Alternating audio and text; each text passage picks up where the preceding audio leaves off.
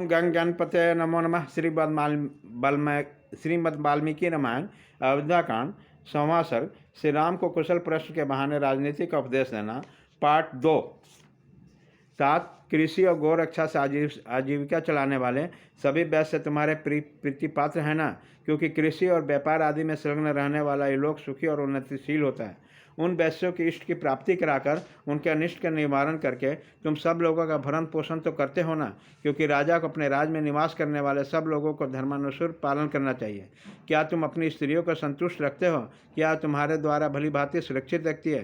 तुम उन पर अधिक विश्वास नहीं करते? उन्हें अपने गुप्त बाग तो नहीं कह देते? जहाँ हाथी उत्पन्न होती है वह जंगल तुम्हारे द्वारा सुरक्षित है ना? तुम्हारे पास दूध देने वाली गौवें तो अधिक संख्या में है ना? अथवा हाथियों को फंसाने वाले हथनियों को भी तुम्हारे पास कमी नहीं है? तुम्हें हथनियों, घोड़ा और हाथियों के संग्रह से कभी तृप्ति तो नहीं होती? राजकुमार, क्या तुम प्रतिदिन पूर्वभार काल में वस्त्राभूषण से विभूषित होकर प्रधान सड़क पर जा जाकर नगरवासी मनुष्यों को दर्शन देते हो? काम काज में लगे हुए सभी मनुष्य निडर होकर तुम्हारे सामने तो नहीं आते, अथवा वे सदा तुमसे दूर ही तो नहीं रहते? क्योंकि कर्मचारियों के विषय में मध्यम स्थिति का अवलंबन करना ही अर्थ सिद्धि का कारण होता है। क्या तुम्हारे सभी दुर्ग धन धान्य अस्त्र शस्त्र यंत्र शिल्पी तथा धनुधर सैनिक से भरे पूरे हैं? रघुनंदन, क्या तुम्हारे आय अधिक और व्यय बहुत कम है? तुम्हारे खजाने का धन अपात्रों के हाथ में तो नहीं चला गया? देवता, पितर, ब्राह्मण, अभयगत, योद्धा तथा मित्रों के लिए भी तुम्हारा धन खर्च होता है ना? कभी ऐसा तो नहीं होता है कि कोई मनुष्य किसी श्रेष्ठ, निर्दोष और शुद्धात्मा पुरुष पर भी दोष लगा दे तथा शास्त्र ज्ञान में कुशल विद्वानों द्वारा उसके विषय में विचार करा के बिना ही लोभवश उसे आर्थिक दंड दे दिया जाता? नरश्रेष्ठ, जो चोरी में पकड़ा गया हो तथा जिसे किसी ने चोरी करते समय देखा हो, पूछताछ करने पर भी जिसके चोर होने का प्रमाण मिल गया, जिसके विरुद्ध चोरी होने का माल बरामद आनी होने का बहुत से कारण सबूत है, ऐसे चोर को तुम्हारे राज में धन के लालच में छोड़ तो नहीं दिया जाता? रघुकुल नंदन, यदि धनी और गरीब में कोई विवाद छिड़ा हो तो उस राज के न्यायालय में निर्णय के लिए आया हुआ बहुत से मंत्री धन आदि लोभ के छोड़कर उस मामले में विचार करते हैं ना?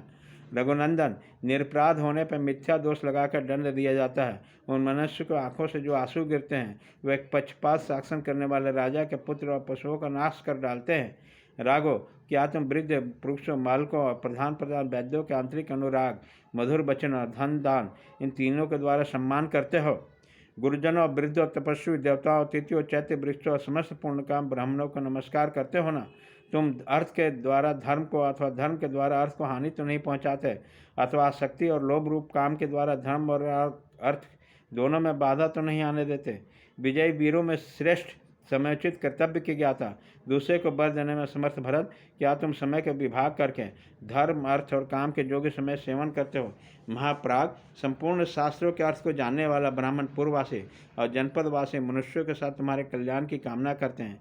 नास्तिकता, अस्त भाषण, क्रोध, प्रमाद, दीर्घ, स्वतंत्र, ज्ञानी से पुरुषों का संग न करना, आलस्य, नेत्र आदि पांचों इंद्रियों का वशीभूत होना, राज्य कार्यों के विषय में अकेले ही विचार करना, प्रयोजन को न समझने वाला विपरीत दर्शी मूर्खों से सलाह लेना, निश्चित किए हुए कार्यों को शीघ्र प्रारंभ न करना, गुप्त मंत्रा को सुरक्षित न रखकर प्रकट कर देना, मांगलिक आदि कार्यों का अनुष्ठान न करना एवं शत्रुओं को एक ही साथ चढ़ाई कर देना, ये राजा के 14 दोष हैं। तुम इन दोषों को सदा ही परित्याग करते हो ना? महाप्रयाग भरत, 10 वर्ग, पंचवर्ग, चतुर्वर्ग, सप्तवर्ग, अष्टवर्ग, त्रिवर्ग, ये 3 विद्या बुद्धि के द्वारा इंद्रियों के जितना 6 गुण, देवी तथा और मानुषी बाधाएं, राजा के नीतिपूर्ण कार्य, विसंति वर्ग, प्रकृति मंडल, यात्रा, दंड विधान और इन दो गुणों की योनिभूत संधि और बिगड़ा, इन सबके ओर यथार्थ रूप से ध्यान देते हो ना? इन्हीं पर त्यागने योग्य दोषों को त्याग कर ग्रहण करने योग्य गुणों को ग्रहण करते हो ना? विद्वान, क्या तुम नीति शास्त्र की आज्ञा के अनुसार 4 या 3 मंत्रियों के साथ सबको एकत्र करके अथवा अलग अलग मिलकर सलाह देते हो ना? क्या तुम वेदों की आज्ञा के अनुसार काम करने में उन्हें सफल करते हो?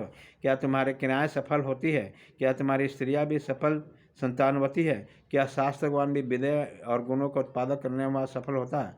रघुनंदन, मैंने जो कुछ कहा तुम्हारी बुद्धि का भी ऐसा ही निश्चय है, क्योंकि ये विचार आयु और यश को बढ़ाने वाला, धर्म, काम और उसकी सिद्धि बढ़ाने वाला।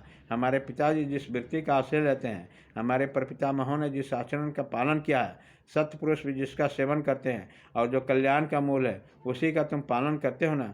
रघुनंदन, तुम स्वादिष्ट अन्न अकेले ही तो नहीं खा जाते हैं, उसकी आशा रखने वाले मित्रों को भी तो देते हो ना?